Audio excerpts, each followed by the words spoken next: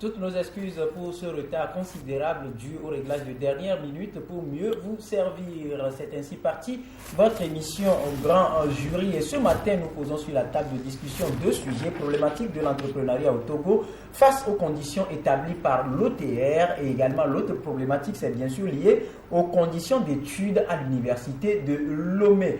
Vous n'êtes sans savoir que depuis quelques jours, sur le plan économique, les entreprises sont en train de grincer les dents suite aux conditions établies par l'OTR, notamment les pénalités et les sanctions liées au manque de paiement d'impôts et taxes. Voilà un peu ce dont il est question. Et du côté de l'université de Lomé, depuis hier, les étudiants observent 48 heures de grève pour, disent-ils, hausser le ton et espérer que les lignes bougent quant à ce qui concerne leurs revendications liées à l'amélioration des conditions d'études à l'université de Lomé. Donc autour de ces deux sujets, nous nous retrouvons ce matin avec deux invités. Le premier, il est déjà avec nous, Élie Médecin. Il est le directeur à l'information de l'agence laverte.org. Bonjour Élie. Bonjour à toutes et bonjour à tous. Et voilà, je rappelle que cette émission, vous pouvez la suivre sur, bien sûr, le www.ebenradio.com, www.togovision.com, www.laverte.org, également dans les plateaux via les ondes de la radio VGK et dans les lacs via les ondes de radio Lumière. Nous en profitons pour dire bonjour à tous ceux qui nous suivent un peu partout dans le monde, à toute la préfecture de Zion, le préfet de Zion. Nous vous disons bonjour et merci surtout pour la fidélité à nos programmes sur la télévision Espoir 47. Nous disons également bien de choses à tous les hommes politiques, à tous les étudiants et à tous les intellectuels du Togo.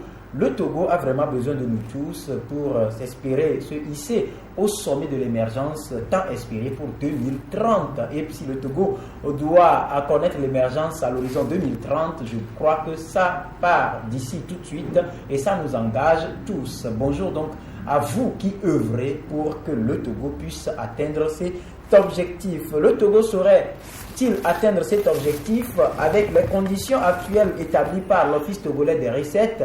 Bien sûr que l'on convient qu'il faut payer les taxes et les impôts, mais dans quelles conditions? Ce sera le premier sujet, c'est ainsi parti. Mais avant, nous demandons à Élie Vincent le regard qu'il porte globalement sur le plan entrepreneurial au Togo. Globalement, sur le plan entrepreneurial au Togo, il faut dire que lorsque l'on pose le problème de l'entrepreneuriat, cela également fait appel à la formation. Donc il faut également relever que la formation détermine également les acteurs, détermine les intervenants. C'est en cela qu'il faut dire que l'école au Togo forme des demandeurs d'emploi, beaucoup plus que des entrepreneurs. C'est cela parce que la définition pédagogique même des filières n'étoffe pas assez... ne met pas suffisamment de matière qui puisse étoffer et forger l'apprenant à devenir un véritable entrepreneur. Et donc c'est en cela que le secteur public ne pouvant plus absorber la totalité des diplômés, un secteur privé également qui n'a pas tous les repères mais qui est exigeant et dont la main d'œuvre exigée n'est pas retrouvée sur le marché. Et cela pose vraiment le problème de l'adéquation, formation et emploi au Togo. Et donc, généralement, aujourd'hui, lorsque les jeunes sortent de l'université, la première intention, c'est de trouver rapidement un emploi plutôt que de le créer. C'est là qu'il faudra quand même travailler et pour que désormais, lorsqu'on sort de l'université, on est en tête de créer soi-même son entreprise que d'aller chercher du travail. Est-ce qu'aujourd'hui les conditions orientent plus cette jeunesse à sa sortie d'études supérieures de prendre l'initiative de s'entreprendre? Non, véritablement non, parce que même les écoles qui ont pris conscience de ce déficit-là, c'est des modules de 10 heures, 15 heures ou 20 heures d'entrepreneuriat, mais aussi en niveau master. Or, aujourd'hui, j'estime que l'entrepreneuriat doit être une matière enseignée déjà à partir du secondaire Et déjà à l'université, l'apprenant, il sait qu'à la sortie, il est capable de concevoir un projet, de le réaliser et d'en faire également une profession. Et c'est en cela que il faut revoir nos programmes de formation, il faut faire un travail je ne sais pas, de prise de conscience au niveau également des parents, parce que vous savez, c'est extrêmement intéressant lorsque vous voyez que l'enseignement secondaire privé coûte beaucoup plus cher que l'enseignement public universitaire. Aujourd'hui, l'écolage pour un jeune du secondaire, l'écolage c'est autour de 100 000, 150 000 en moyenne. Or, à l'université, c'est 25 000. Et donc, les parents également doivent comprendre que l'éducation également a un coût. L'instruction a un coût, surtout au supérieur. Et c'est en cela qu'ils doivent mettre les moyens, qu'ils doivent accepter d'accompagner l'État dans cet élan pour former, en tout cas, de jeunes entrepreneurs au lieu de produire des chômeurs. Des chômeurs, voilà. Et notre second invité, Ibrahim Atia, directeur de publication du journal Temps Nouveau, il est également avec nous. Bonjour Ibrahim. Bonjour Rodrigue et bonjour tous ceux qui nous suivent en ce moment. Voilà, nous sommes en train de parler de l'entrepreneuriat au Togo et aujourd'hui, si vous avez suivi Eli, vous comprenez que forcément dans nos écoles, on forme des demandeurs d'emploi, on ne forme pas des entrepreneurs. Alors, il y a des programmes pilotés par des pays, notamment l'Allemagne, qui avait un programme à l'époque, je ne sais pas si le programme existe encore aujourd'hui, après juste le bac 2, on vous verse dans l'administration ou quelque part dans n'importe quel domaine d'activité relevant de vos compétences ou de votre volonté pour que vous puissiez aller faire l'expérience d'un an avant de vous lancer en études universitaires. Est-ce qu'on peut aussi initier ça au Togo pour permettre aux jeunes, parce que finalement vous avez des gens qui vont à l'université perdre plusieurs années, qui reviennent entreprendre, qui reviennent pour apprendre à la mécanique ou un peu la plomberie, j'en sais rien. Bon, je pense qu'au Togo, il y a un travail qui est fait en matière de l'entrepreneuriat des jeunes. Et depuis un certain temps, il y a le ministère du Développement à la base qui a développé un certain nombre de programmes pour former les jeunes sur la possibilité de se prendre en charge lorsqu'on finit les études ou bien lorsqu'on est sur les bancs. Et ça a porté leurs fruits. Je pense que de plus en plus, on trouve des jeunes qui s'initient dans le secteur privé, qui créent des entreprises et qui montent de petites activités génératrices de revenus. Bon, maintenant, il faudrait quand même qu'il y ait des mesures d'accompagnement. C'est les mesures d'accompagnement qui feront qu'on sente un certain dynamisme dans le domaine de l'entrepreneuriat des jeunes. Je veux parler, par exemple, de l'accès facile des jeunes au prêt au niveau des banques. Actuellement, les jeunes n'ont pas une garantie. Il y a le FNFI qui a un produit. Oui, mais vous savez, quand on ne parle pas de petites activités, aller vendre du pain ou bien ramasser des tomates. Il y a des fonds à d'un champ. Oui, c'est ce que je dis. On ne parle pas de petites activités. On parle des entrepreneurs, des vrais leaders. Quand vous allez sous d'autres touches, vous voyez des jeunes qui font des prêts, qui se chiffrent en centaines de millions pour démarrer des activités. Non, on ne parle pas de petites activités. Là, aller ouvrir un petit cafétéria et commencer par vendre du café chaud, on pense qu'on est en train d'entreprendre. Ce n'est pas de ça que nous parlons. Nous parlons de l'entrepreneuriat. C'est-à-dire que c'est des domaines où les jeunes se lancent dans des activités et ça rapporte beaucoup de sous. Et en même temps, voilà, et qui deviennent en même temps pourvoyeurs d'emploi. Je pense que ce sont ces mécanismes-là qu'il faut développer. Sinon, donner 30 000 pour qu'on aille vendre à Cluzobon ou bien 300 000 francs pour aller les agriculteurs. Mais vous savez, pour exploiter choses, comment l'appelle-t-on, 1 hectare au Togo pour produire du maïs, 300 000, ça ne suffit même pas. Il faut le savoir. J'ai approché le monde rural et je sais de quoi je parle. 300 000 francs pour aller exploiter. Donc, on doit revoir le mécanisme autour de. Il faut revoir le mécanisme, c'est tout. Il faut mettre en place des systèmes. Et je me réjouis, vous parlez de l'Allemagne. Tout récemment, la coopération allemande, vous savez qu'elle a été redynamisée. Maintenant, les choses semblent prendre de l'envol. Il y a la formation duale qui se fait au niveau du CREFTP. Et maintenant, ils vont restructurer ça. C'était une formation qui donnait la possibilité aux apprenants, aux apprentis mathématiques, tout ça là, de pouvoir frotter avec les machines, avec les instruments qu'il faut pour pouvoir être beaucoup plus professionnel dans son secteur d'activité. Si je prends le cas de la soudure, par exemple, avant, dans les ateliers, vous avez seulement des chalumeaux avec le gaz et c'est fini. On n'arrive pas à faire les vrais alliages. Mais dans le cadre de la formation duale, les apprentis ou bien les étudiants ou bien les élèves qui sont formés là-bas ont cette possibilité de faire des alliages pas possibles. C'est-à-dire que comment souder l'aluminium, comment utiliser le cuivre pour faire ceci. Et le chalumeau aussi, ce n'est plus avec le carbure que nos carrosseurs utilisent. C'est avec du gaz et il parle même de la soudure à l'arc avec des combustibles beaucoup plus professionnels, quoi. Ce n'est pas ce que nous retrouvons dans les garages informels là, un peu partout au bord des routes. Donc je pense que l'accent doit être mis à ce niveau et au niveau de l'université qu'on aille aussi vers le terrain. Je connais les modules, je connais en tout cas des départements où les étudiants viennent et ils commencent la première année jusqu'à aller avoir la maîtrise sans connaître même comment on touche sur le clavier d'un ordinateur. Vous voyez que vraiment c'est lamentable en ce 21e siècle, voir un étudiant qui ne sait même pas manier l'outil informatique. Moi je connais un professeur d'informatique qui vient me voir pour juste le PC TAP. Parce qu'il est professeur d'informatique, mais c'est maintenant que lui-même il va apprendre. C'est des anomalies, je pense que...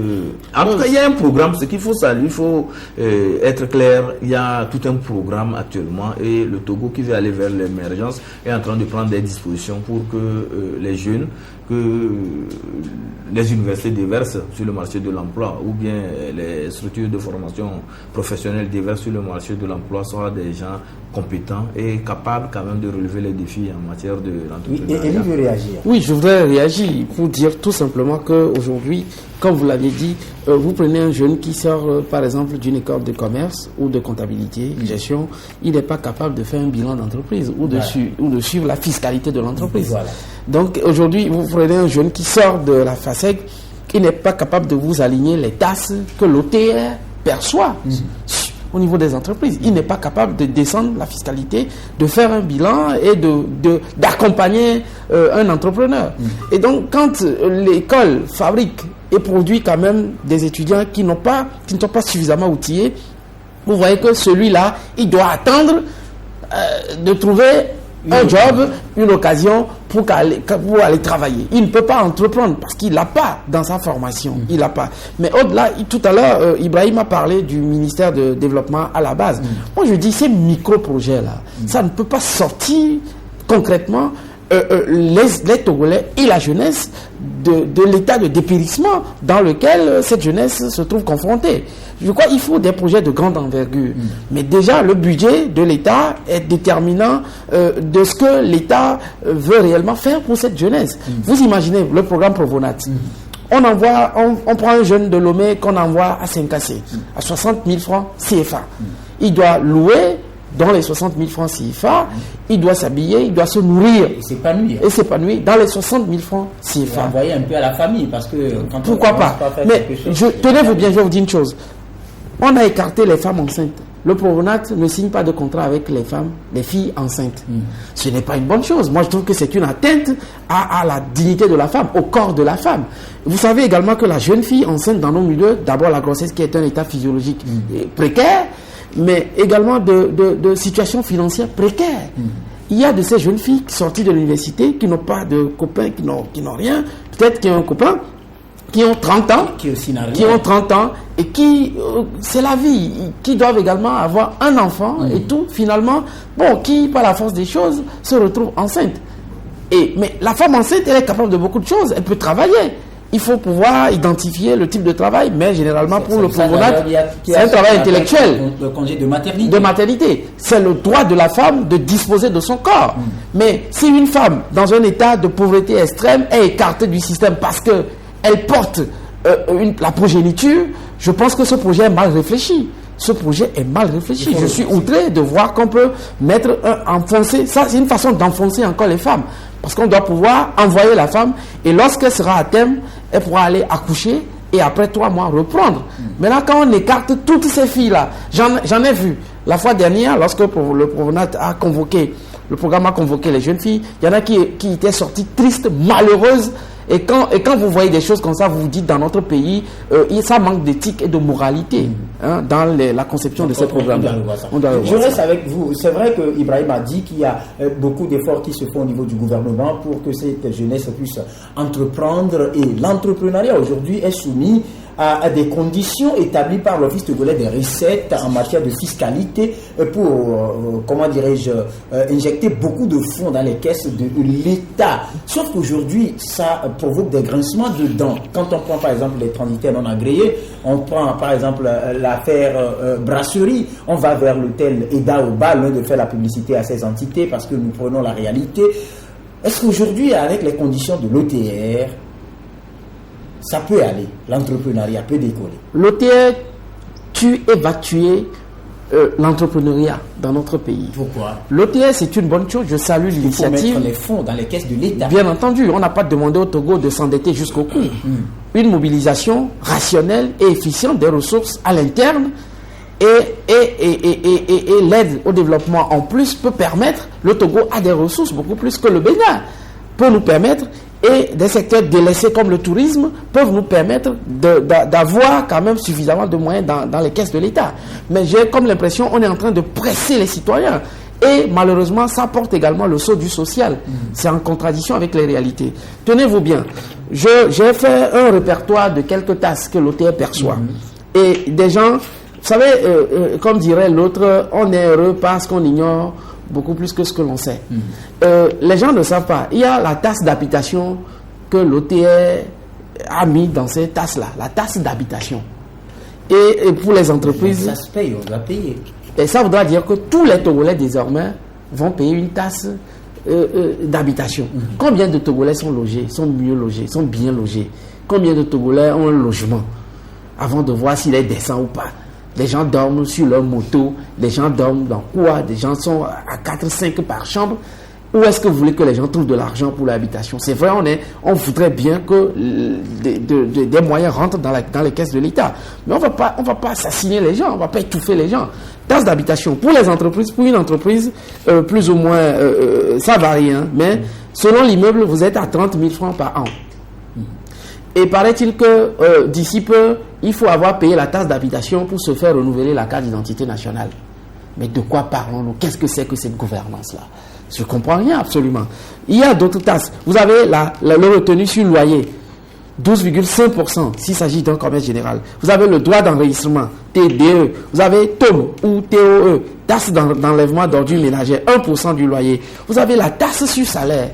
Et toutes les entreprises sont tenues de faire une déclaration de salaire qu'on appelle les états verts au plus tard le 1er février, sous peine d'une pénalité de 100 000 francs CFA. Mais c'est quoi ces histoires-là? Le jeune qui sort de l'université, qui n'a pas les moyens, qui vient de créer une entreprise, vous lui demandez de déclarer le salaire. C'est le jeune, l'entreprise est confondue à la personne, généralement, pour un débutant.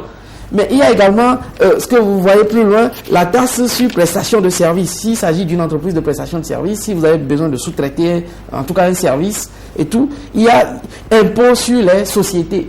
Tellement de tasses que finalement, j'ai même vu, je tais le nom, quelqu'un qui vend des papiers RAM et tout, mais quand vous voyez la taxe, la TVA que l'OTR perçoit sur la personne, mais vous vous rendez compte? Mais finalement, on n'a plus le courage d'ouvrir des entreprises, de créer des entreprises. On n'a plus le courage. Nous, on est dans la presse. Mais demandez au confrère Ibrahim, je ne sais pas ce que lui fait, mais toute l'année 2015, qu'est-ce qu'il a eu? Qu'est-ce qu'il a fait? Mais il va payer la taxe sur l'habitation, la taxe sur quoi? Et finalement, on risque de fermer les boutiques, on risque de fermer tout dans ce pays. Mais finalement, on ne sait pas quoi faire. En tout cas, on vous comprend. Ibrahim, voilà un peu les réalités. C'est vrai que la semaine dernière, nous avons promené nos micros et puis il y a plusieurs personnes qui se sont plaintes du fait que ces conditions sont insupportables et manquent également d'informations. Alors, aujourd'hui, est-ce que vous partagez l'avis de Elie que les gens seront obligés de fermer les entreprises? Non, pas forcément. Le problème, c'est que nous sommes des leaders d'opinion, nous sommes des journalistes. Nous n'allons jamais faire l'apologie de l'incivisme fiscal. Loin de nous, cette idée. Mais seulement, nous tous, nous avons applaudi l'OTR dans ce pays. Et nous nous sommes dit qu'avec l'OTR, il y aura un système beaucoup plus viable de mobilisation des ressources au niveau du trésor public. Et ces ressources serviront à assurer le mieux-être et surtout l'épanouissement des populations.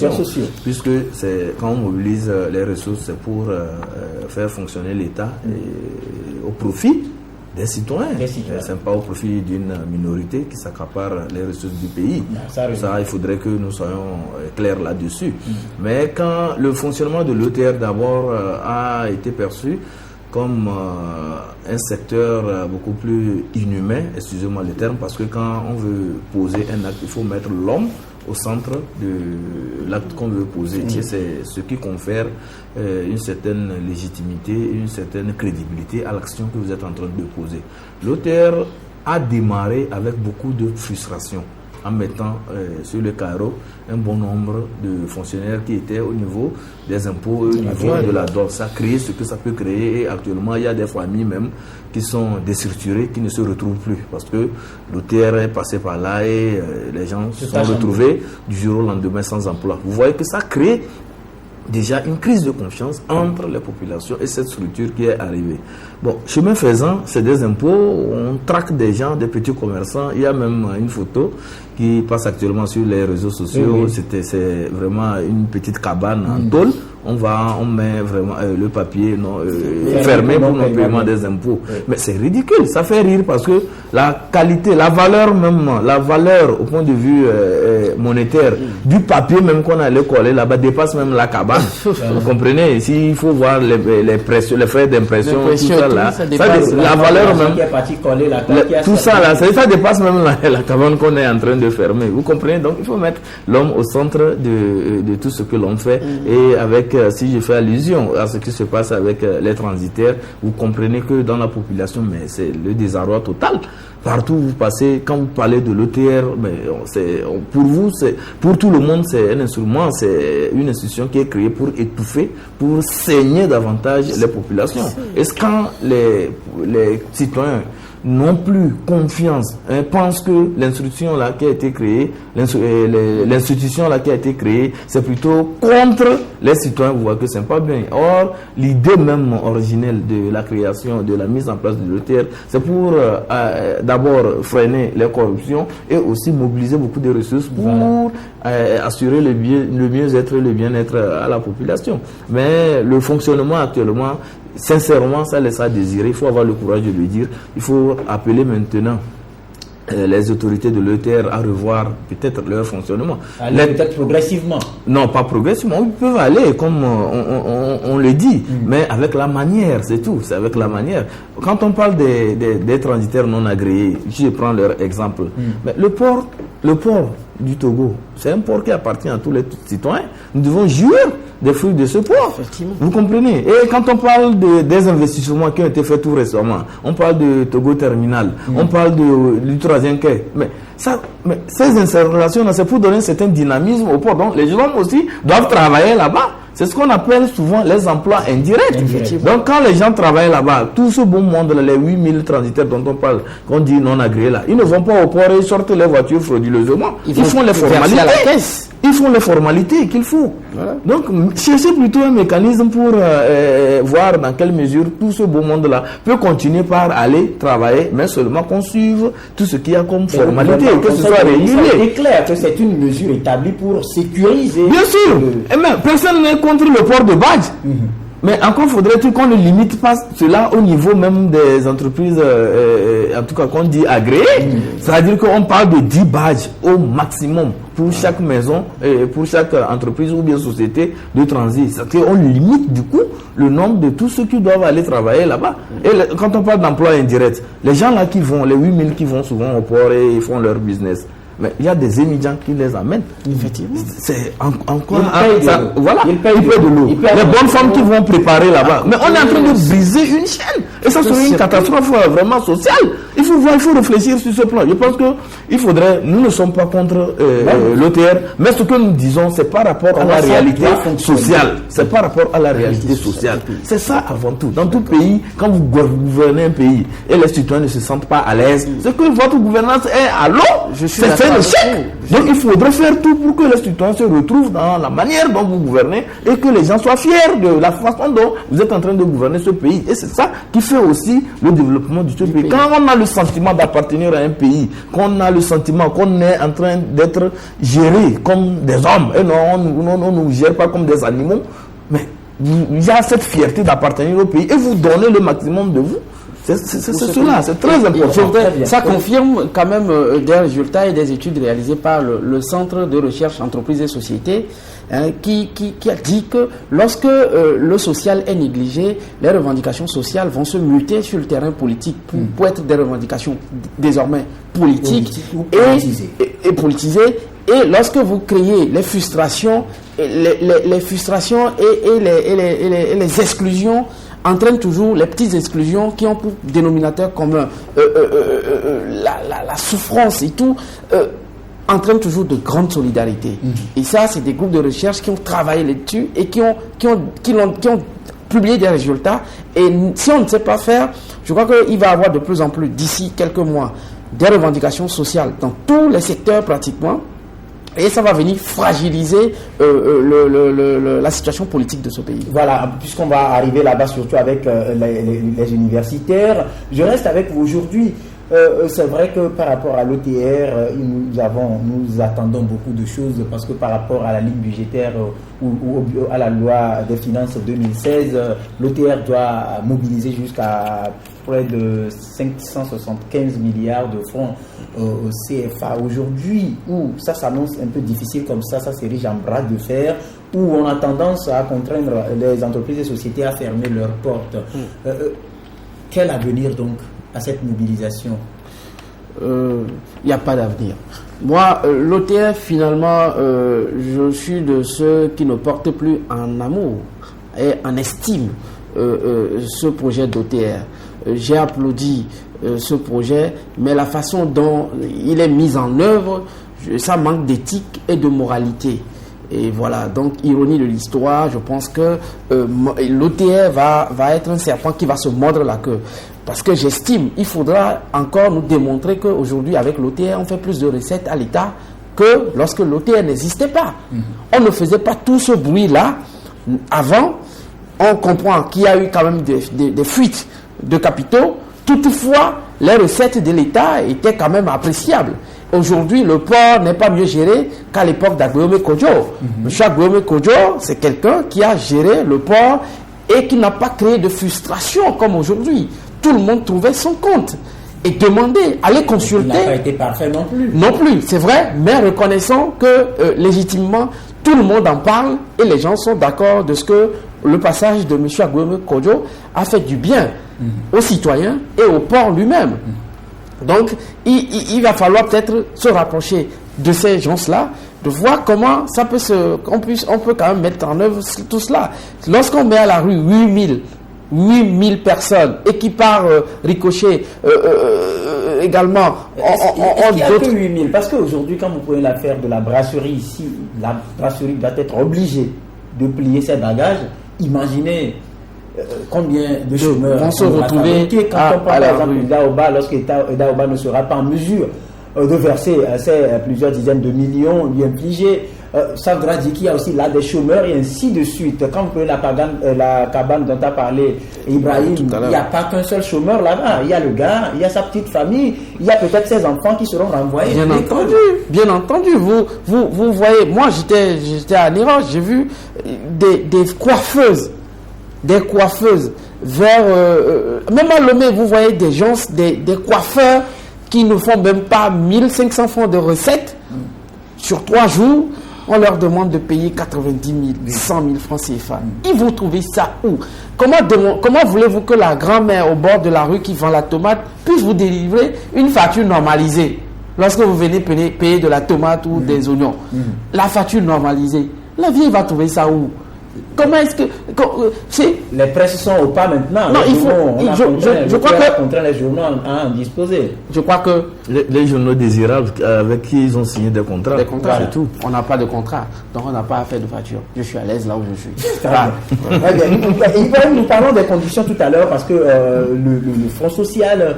vraiment risque, tel que vous le dites, d'être en ébullition, et comme quoi à l'université de Lomé depuis quelques jours on assiste quand même à des mouvements d'humeur. La dernière fois c'était une assemblée générale qui a été dispersée à coups de gaz lacrymogène, avec des étudiants qui également ont lancé des pierres pour un peu embêter les forces de l'ordre. Et hier ils étaient encore en assemblée générale, ils ont décidé 48 heures de grève.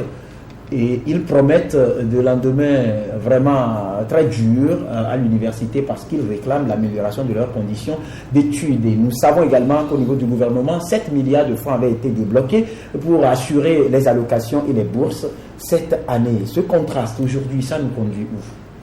Non, il faut dire qu'au niveau du gouvernement, il y a des efforts. Je le dis toujours, je le martèle, il y a des efforts qui sont fournis. Et quand vous prenez le secteur de l'université, vous-même, vous venez de le dire, on a débloqué 7 milliards pour assurer le paiement des bourses et le fonctionnement de l'université. Et les informations que moi j'ai eues, député qui a signifié que dans la loi de finances 2015, il est resté 2 milliards. C'est ce que je voulais dire. Donc, il est resté 2 milliards. Ça voudrait dire que les gens ne font pas preuve d'ingéniosité. Sinon, on ne pouvait pas retourner cet argent. Il y a beaucoup en tout cas, il y a des choses qui manquent énormément à l'université là-bas. Quand je prends le simple secteur du logement, depuis qu'ils ont commencé la réflexion de la cité B, ça fait plus de 3 ans. C'est resté là-bas. Ils n'ont pas fini. L'argent là aurait pu servir à réfectionner la cité C et les logements là, que même le campus nord, je veux parler des logements qui sont là-bas, on pouvait faire ça et mettre ça à disposition des étudiants. Je pense que c'est comme ça on gère. Et non seulement ça aussi, les bus. Il n'y a qu'un seul bus qui fait maintenant le tour sur le campus. En tout cas, quand je prends un peu le nombre des étudiants, ils avoisinent les 12 000. Vous voyez des étudiants qui quittent Adétikopé pour aller au campus. Ils marchent pour arriver. Quand on marche depuis Adétikopé, on arrive au campus. Est-ce qu'on est dans un état psychologique pour suivre encore les cours? Vous voyez comment les choses ne vont pas. Donc, c'est ce que les étudiants réclament. C'est-à-dire les meilleures conditions d'études et les meilleures conditions de vie. Je pense que du travail. Donc ça, le gouvernement ne doit pas trouver cela comme étant, je ne sais pas, un affront ou bien l'expression d'une rébellion. Est-ce que les étudiants ne peuvent pas s'exprimer d'une autre manière? Non, l'AG, c'est juste pour parler de ce qui ne va pas.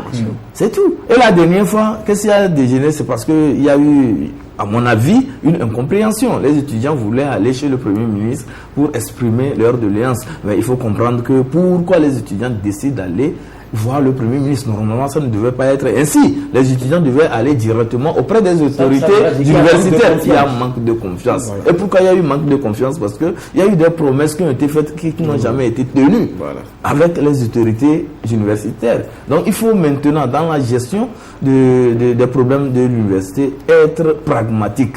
Ce qu'on peut faire et ce qu'on est capable de faire, il faut le dire et tenir parole. Et non pas amener les étudiants, comme on le dit, construire des châteaux en Espagne aux étudiants et finalement se rendre compte que c'était une supercherie, c'était juste pour briser les mouvements et après tout, chacun retourne dans son bureau, c'était comme s'il n'y avait rien sur le campus. C'est pas cela. Il faut revoir un peu le mécanisme. Le ministre Broum, c'est un ministre que nous estimons beaucoup parce que il a été syndicaliste et non seulement ça, il a été très actif dans la vie de l'université de Lomé. Donc actuellement, il est à la recherche, donc c'est lui qui est le ministre de tutelle des universités. Je pense qu'il va rapidement réfléchir, voir les autorités universitaires pour qu'ensemble on trouve des moyens pour disons offrir au moins le minimum aux étudiants pour que la sérénité revienne là-bas, parce que l'université, quand les étudiants sont formés au rabais, je pense que cela aura forcément un impact sur le Togo émergent que nous voulons construire. Voilà. Elie, est-ce que vous comprenez les étudiants? Parce que le gouvernement fait beaucoup d'efforts avec 7 milliards pour payer les allocations et tout cela devra suffire quand même pour que les étudiants puissent s'aligner et poursuivre les cours comme il faut. Parce qu'il y a le résultat au bout de compte. L'ignorance et l'insécurité sont deux oreillers fort doux. Mais pour les savoir tels, il faut avoir la tête bien faite que Montaigne. C'est dans la pensée philosophique de Denis Diderot. Tout simplement pour dire, lorsqu'il y a 2 milliards de francs CFA non utilisés dans un budget, ça n'a d'autre nom que de l'incompétence et de la mauvaise gouvernance. Ça n'a pas d'autre nom. 2 milliards de francs CFA, vous imaginez ce que ça peut faire pour une université? Au moins ça peut acheter des bus. 2 milliards de francs peut acheter des bus pour l'université. Ça fait un règlement partiel. Il y a tous les temps acheter des bus. C'est important. Il y a d'autres choses, mais le bus c'est important. Si tous ceux qui ont fait l'université de Lomé savent qu'il y a des gens qui font 30 km de marche avant de venir suivre le cours. Il y en a même qui font 20, 25, 15. Vous imaginez lorsque vous arrivez à l'école, après avoir fait à pied 30 km, vous pensez que vous êtes dans les dispositions pour suivre un cours et repartir et revenir le lendemain. Ce n'est pas des conditions. Ceux qui sont revenus de la diaspora la dernière fois et comme brandissaient comme des trophées de guerre, s'ils étaient dans ces conditions, ils ne seront pas dans cette situation aujourd'hui. Même le président de la République, s'il avait vécu cette situation, je ne pense pas qu'il sera président de la République aujourd'hui. Voilà pour quand même des gens qui ont vécu, qui ont étudié à l'université de Lomé, qui sont devenus vraiment des personnalités. Il peut y avoir des cas isolés, mais de façon générale, ces conditions ne sont pas propices pour fabriquer, pour produire des leaders de domaine. Je voudrais simplement dire que les universités au Togo ont l'air, sous d'autres cieux, on les appellerait des universités de seconde zone. C'est des cadres qui ne sont pas des cadres d'acquisition de compétences. C'est des cadres d'enseignement théorique. Et cela explique ce que on est amené après le système LMD, qui est un système nord-américain, qui après s'est exporté vers l'Europe, l'Asie et désormais chez nous. L'ancien système était un système éliminatoire. Le système LMD est un système normalement dans lequel on n'échoue pas. Tout le monde doit réussir. C'est pourquoi l'UNESCO a proposé un ratio de 1 professeur pour 30 étudiants. Mais ce ratio, on ne l'a pas. Dans ces conditions, quelqu'un peut faire, pour une licence, peut faire 5 ans. Il va faire 5 ans parce qu'il ne comprend pas ce qu'il ne comprend pas. Il n'y a pas suffisamment de professeurs et les partenaires techniques, financiers n'accompagnent pas beaucoup l'enseignement supérieur. Il y a des professeurs qui ne comprennent pas encore le LMD. Bon, à ce niveau, je crois que c'est exagéré, c'est vrai de le dire. Oui, il peut arriver qu'on ne maîtrise pas encore le contour de la chose. Toutefois, les professeurs, ils comprennent. Mais pour qu'il ait dans sa classe ou dans son amphi 30 élèves, ce ratio-là, ça ne dépend pas du professeur. Ça dépend quand même de quelque chose de plus haut. Donc, de l'État et de sa machine. Mais à ce niveau, par rapport à l'effectif, est-ce que les étudiants n'exagèrent pas? Parce qu'il y a des programmations qui se font. Et les étudiants font leur programme. Tout le monde veut suivre en même temps le cours, peut-être dans la matinée pour être dégagé l'après-midi et aller faire autre chose. Quand il fait sombre dans l'université, qui va accepter faire des cours à 20 heures? Quand il fait noir et quand on sait que derrière peut-être l'amphi 600, il n'est pas possible de passer, il fait tellement noir, on risque de vous tordre le cou. On n'a pas... L'université, quand vous rentrez, je vous en prie, quand vous voyez des universités à Accra, je vous jure, vous avez envie de reprendre des études. Vous avez envie. J'ai vu, j'étais à Cape Coast, j'ai vu également Legon University. Vous avez vu Legon University? Rien à voir avec ce que vous avez ici, quoi. Rien à voir avec ce qu'il y a ici. Et quand vous voyez tout ça, mais Non, il y a tellement de choses à revoir chez nous. Tellement de choses. Alors aujourd'hui, qu'est-ce qu'on doit faire? Puisque les étudiants, à la nuit où vont les choses, on ne les voit pas vraiment fléchir tout de suite.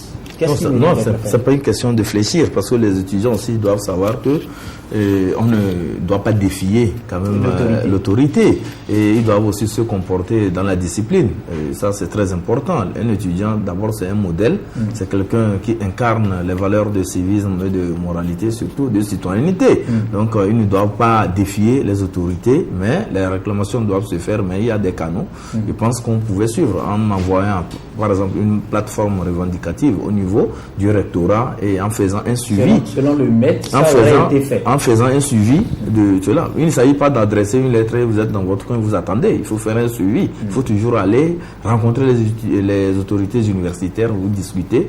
Et si besoin, il y a les délégués des amphis, les délégués, en tout cas, comme à notre niveau, on parlait des délégués d'amphis et autres là. Bon, maintenant, je ne sais pas comment l'appellation qu'on donne à ces délégués-là.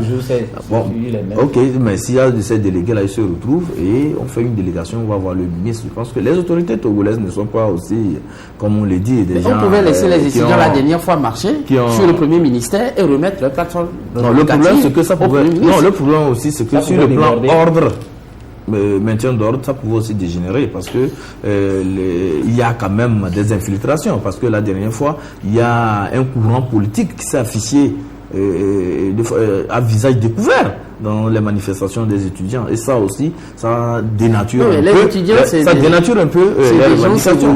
Qui ont un niveau d'instruction donné. Il faut faire confiance. Il faut quand même laisser ces jeunes-là s'exprimer.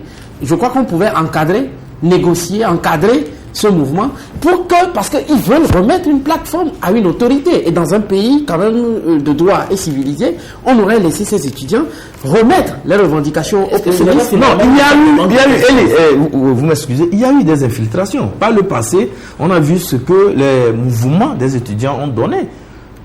Les étudiants ont conduit des mouvements et qui a conduit à ce qu'on lynche des professeurs, à ce qu'on prenne à partie des professeurs, à ce qu'on aille jusqu'à brûler le bus qui devait ramener les étudiants de l'ESAL sur le campus. Donc vous comprenez qu'il y a quand même des infiltrations. Par la suite, c'est avéré qu'il y a des gens qui sont extérieurs au monde étudiantin qui arrivent sur le campus, ils profitent de cette situation et sèment vraiment le bordel là-bas et ils repartent. Donc pour des mesures sécuritaires, moi je pense qu'on devait les cantonner et demander à ce qu'il y ait quand même des délégués qui puissent prendre cette plateforme revendicative et aller vers le Premier ministre au besoin, si c'est possible. Mais sortir dans la rue et avec tout ce que cela comporte comme danger à l'ordre public, moi je pense qu'il faut quand même prévenir tout ça là, ne pas quand même permettre quand même que les étudiants fassent, comme on le dit, le carnaval sur la route et vous voyez ce que ça peut entraîner comme désordre dans la ville.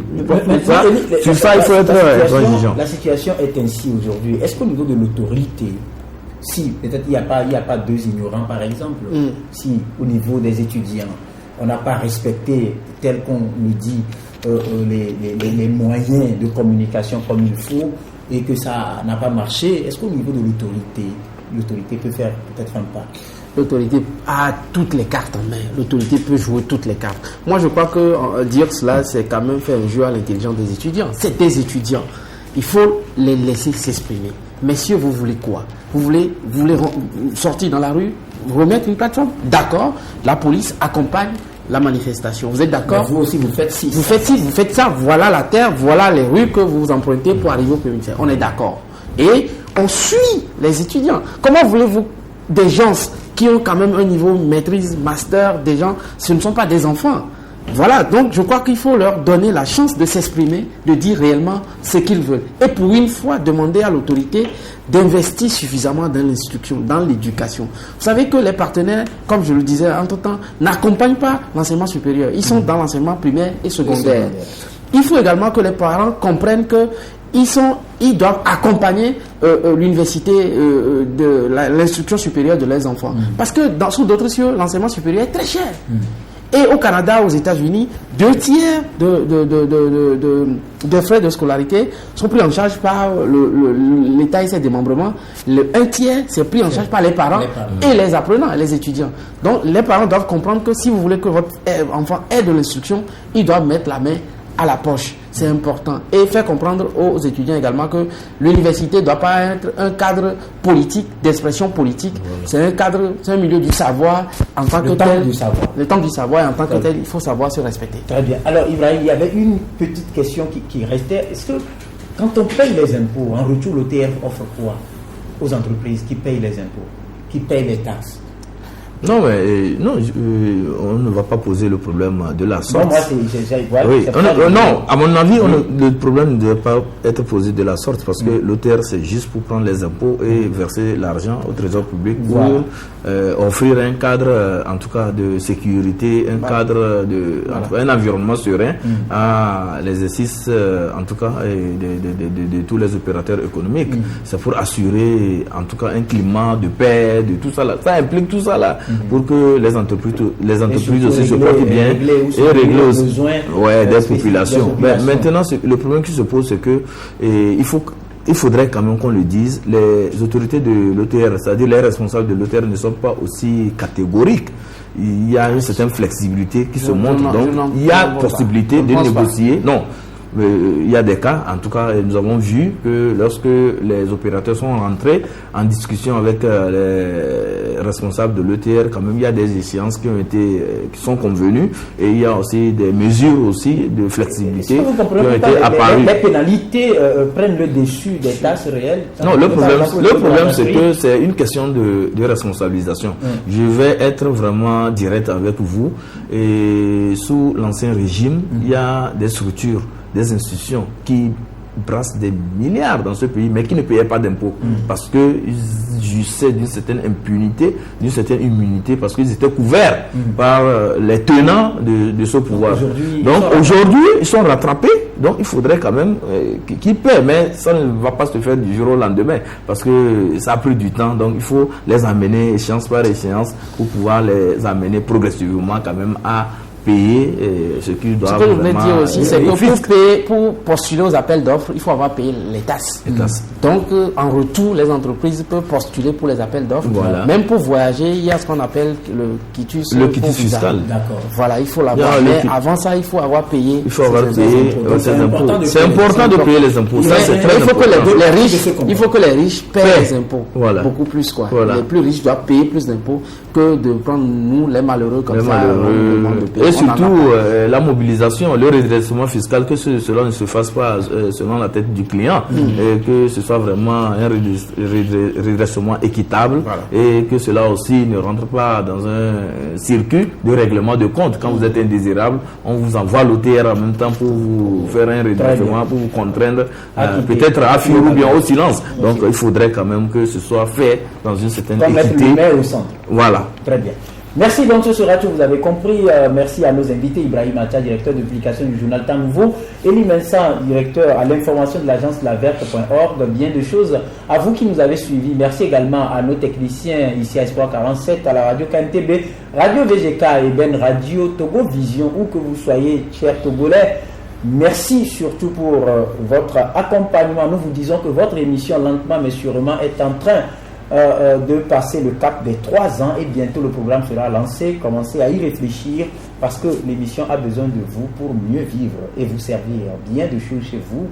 Merci à Kosivi Anthony, il est le directeur général de l'agence IMEC Togo. Merci également à Élise. Voilà, au revoir.